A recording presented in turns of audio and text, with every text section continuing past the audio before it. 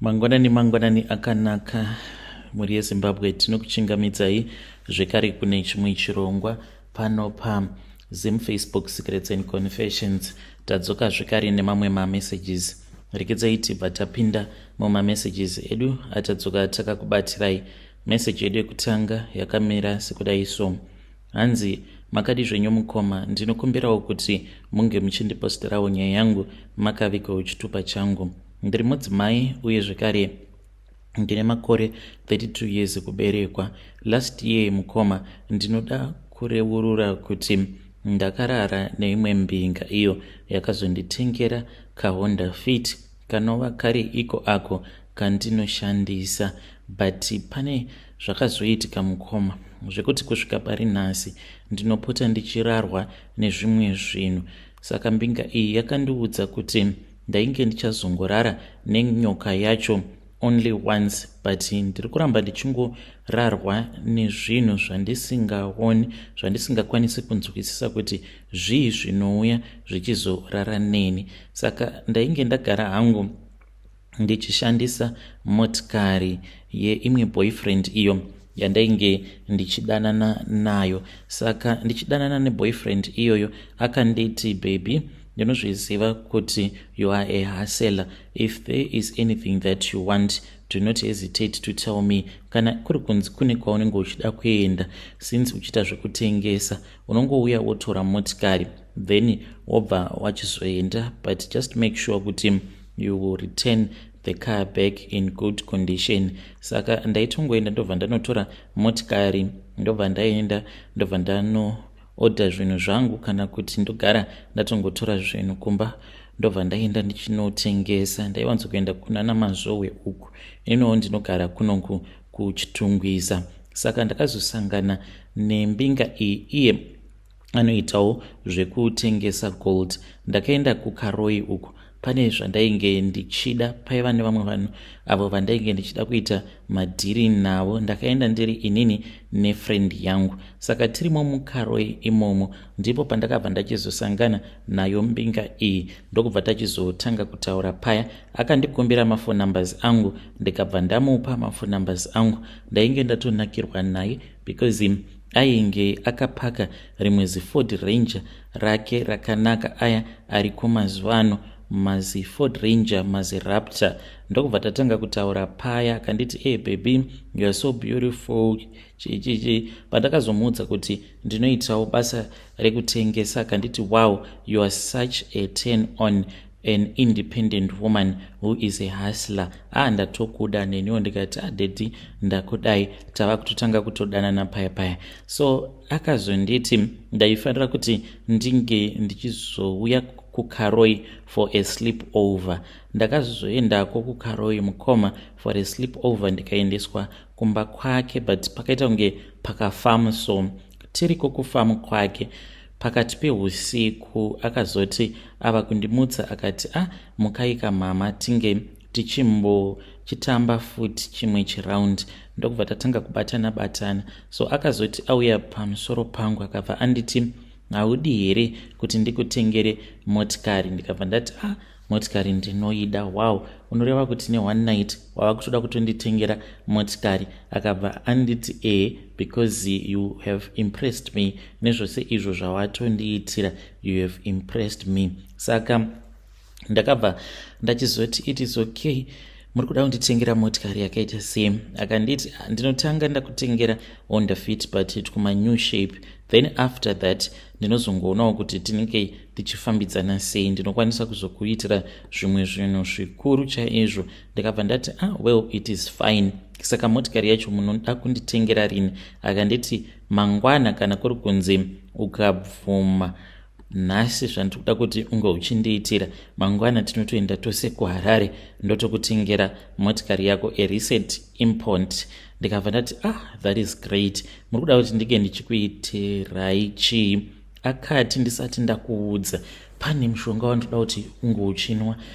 Ndikati, nyaya idzi manje dzava kuenda kupi? Tava kuita zvekunwisa namishonga. Saka ndakangofungidzira kuti maybe ainge achida kundinwisa mishonga, mwe mishonga iya yekuti unge uchizonzwa kuda bonde zvakapfurikidza. Ndokubva achizondipa mushonga uya ndakaunwa, but mushonga uyu wainge wakazanganiswa nebute. Ndikanwa paya, kubva ipapo pandakaunwa mushonga iwoyo ndakabva ndangotanga kungobvumira pane zvose zvandainge ndichinzi unofanira kuti unge uchindiitira chakati nechakati. I would find myself agreeing to each and everything. Ipapo akabva anditi, baby, panapa patiri paplot pangu panapa pane nyoka iripo. Saka nyoka iyi yainge imbori yamudhara wangu.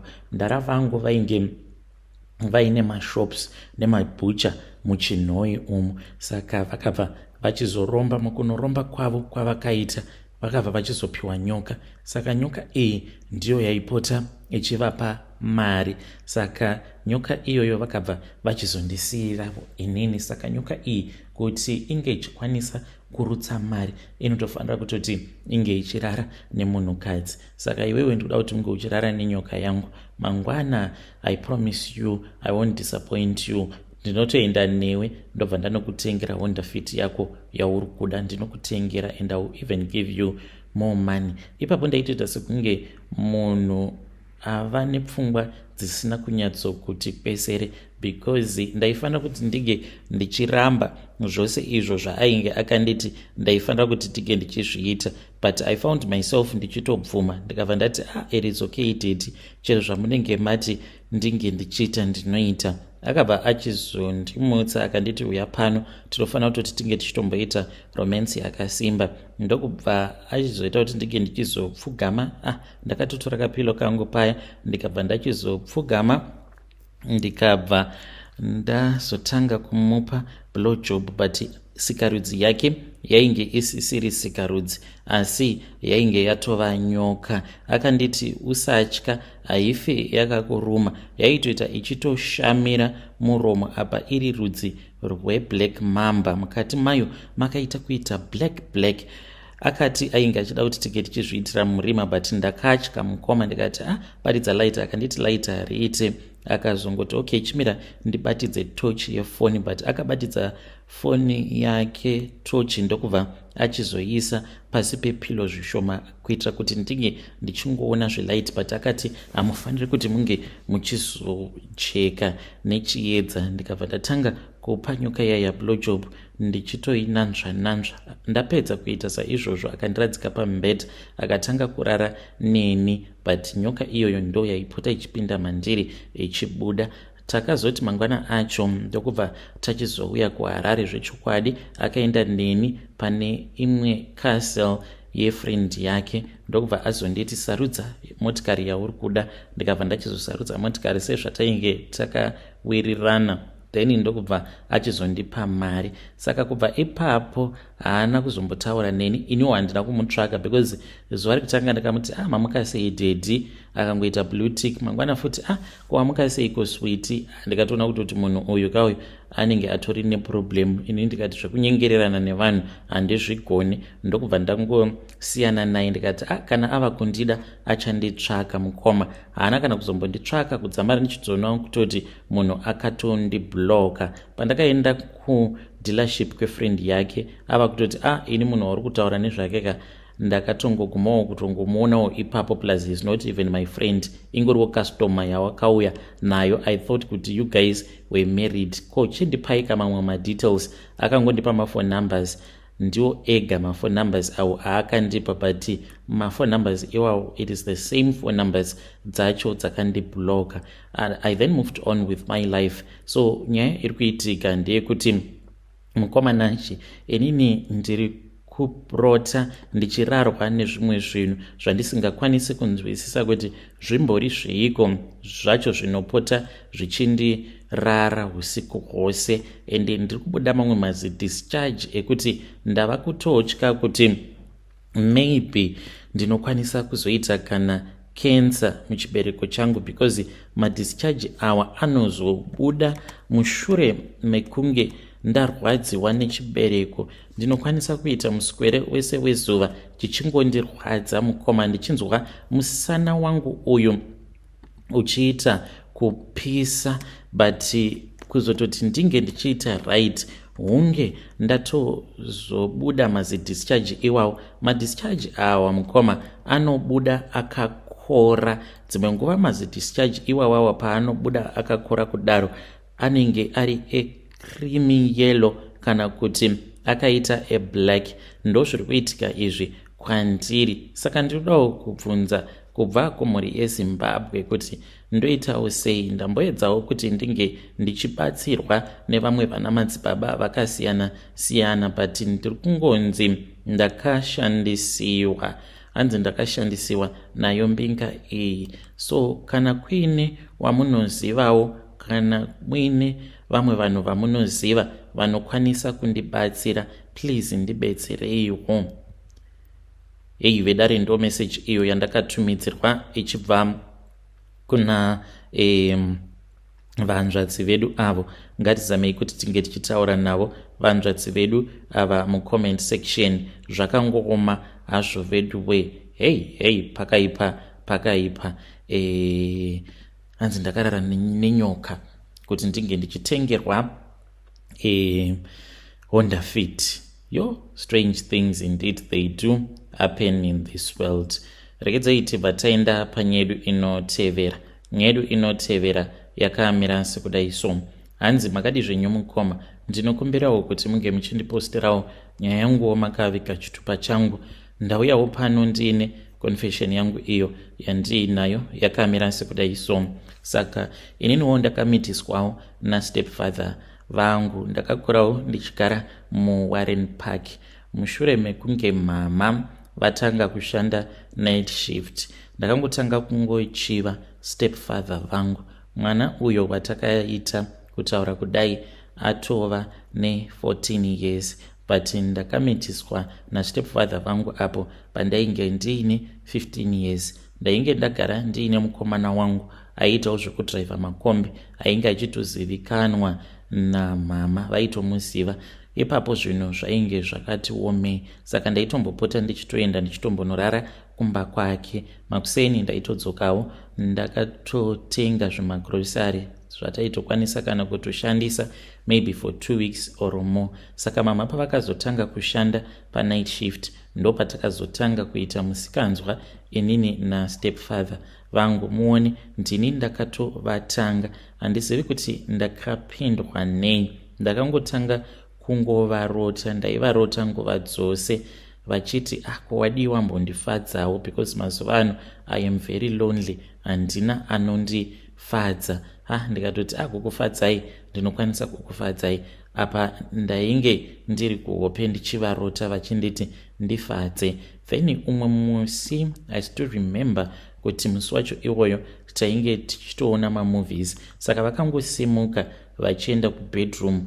Ndokubva ndachizosara ndikatora rimwe diski randainge ndakatora kumba kweboyfriend yangu, rainge riri disk an adult movie. Ndikabva ndachizoriisa, handina hangu kuita play. Ndobva ndachizongoita sekunge ndava kubatwa nehope ndikanoisa remote padhuze neapo pavainge vakagara. Saka ivo vakangoti vachibva kubedroom kwavo vachitongouya ndokubva vati play, vachinoti play mukoma. Vakatongoshamisikawo, but vakabva vachizodzikisa volume. Mushure mekunge vadzikisa volume vakabva vatanga kuona iniwo ndava kutonyepedzera sekunge ndainge ndakarara paya, but vakabva vachizosimuka vakauya pandiri vakabva vanditi iwe enda unorara. Ndokubva ndaramba ndikatomuka ndikaenda ndikanogarawo padhuze navo, ndokutotanga kutoita zvinhu zvisina basa. Kubvawo ipapo tainge tozviita almost each and every day. Ndokubva ndachizobatira pamoviri, ndikabva ndachizonyepera boyfriend yangu uya kuti ndiye ainge akandipa pamoviri.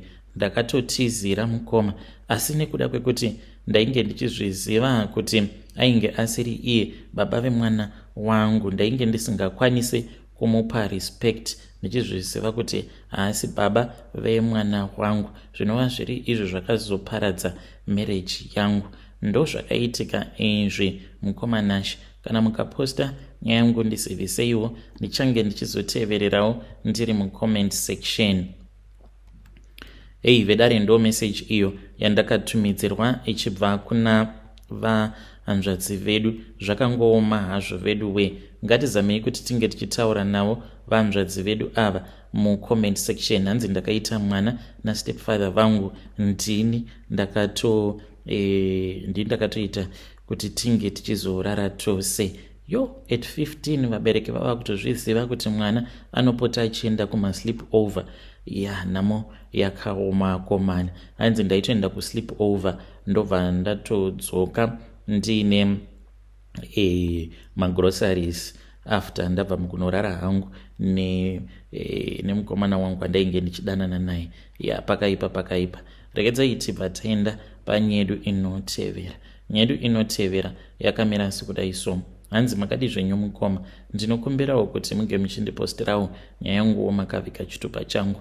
Ndauyawo pano ndiine confession yangu iyo yandiinayo. Iyo confession yangu yakamira sekudai so.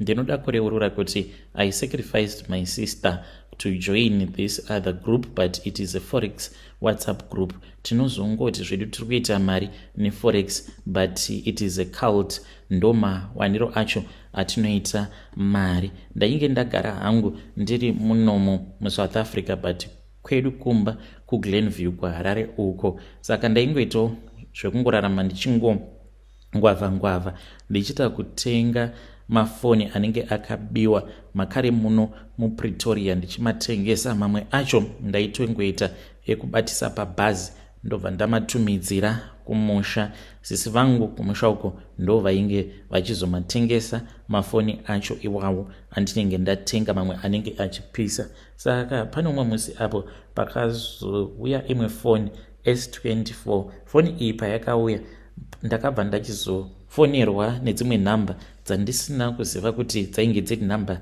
dzaani. Ndokutojoina kwandakaita account. Munhu uyo akandifonera ainge ari muNigerian, akabva ati vainge vachitsvaka foni apa. Ndo foni yavainge vachitofonera panguva yacho iyo, because ndainge ndatoisa sim card mairi. Ndakabva ndachizovaudza, saka vakazouya vachizotora foni yacho iyoyo. Vakabva vati we are not going to get you arrested, but tichakubatsira. Tatoona kuti utoriwo munhu atori honest. Vakanditi vainge vachida kuti ndige ndichijoina zveforex zvinova zviri zvinhu zvandainge ndisinganzwisisi. Vakabva vati vainge vachazondiisa mune rimwe group repawhatsapp. Saka ndakabva ndazoiswa mune rimwe group repawhatsapp racho iroro reforex. Ndokubva vachizonditi mugroup umu tichakudzidzisa kuti unoita mari sei. Zvose zvainge zvichiitwa imomo ndainge ndisingambozvinzwisisi, but umwe neumwe uyo ainge arimo mugrupu imomo mukoma ainge aine mari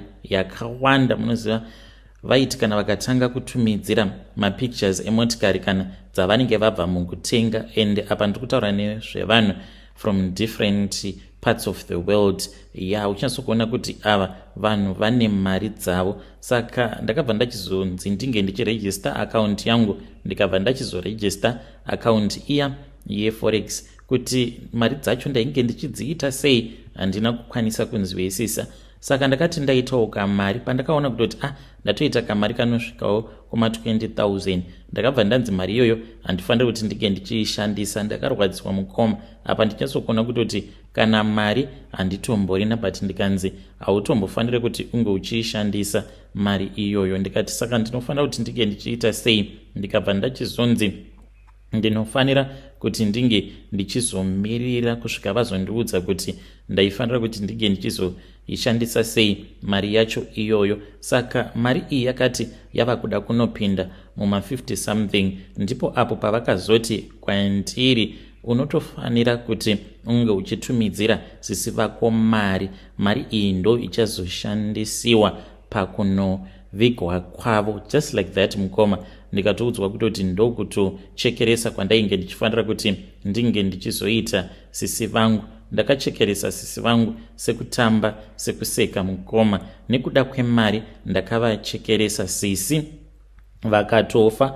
Mushure mekunge sisi vashayika ndokubva ndachizodzoka kuno kuSouth Africa kusvika pari nhasi. Ndo basa rangu iroro iro randinoita. Tinongoita zveforex, but mari chaiyo mari iyi imari yandakatopiwa necult ndikanzi ndinge ndichitanga business. ndiri mamwe mabhizinesi awo andiinawo in secret andisingatombo maneje ini pachezvangu. Vatoripo vanhu vanotondishandira vanongoziva kuti kambani iyi ndiye muzimbabweni. Kutoti mari yacho yakabvepi handitombozivi. It is just that ndinongozviziva kuti I own several companies muno muSouth Africa. I am part of a cult.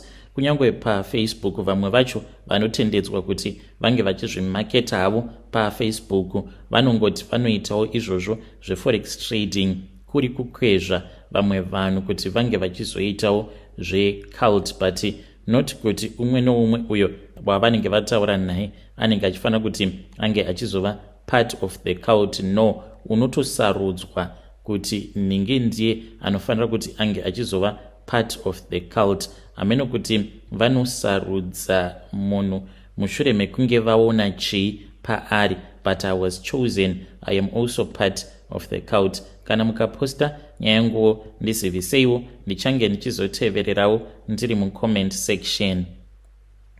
Vedare ndo message iyo yandakatumidzirwa ichibva kuna mukoma vedu avo. Zvakangooma hazvo veduwe, hanzi tinongoita sekunge tinoita forex trading, but chokwadi chiripo ndechekuti mari dzatinoita idzi imari dzatinopiwa necult. Zvakangooma hazvo veduwe, ngatisanganei zvekare mune zvimwe zvirongwa zvinotevera.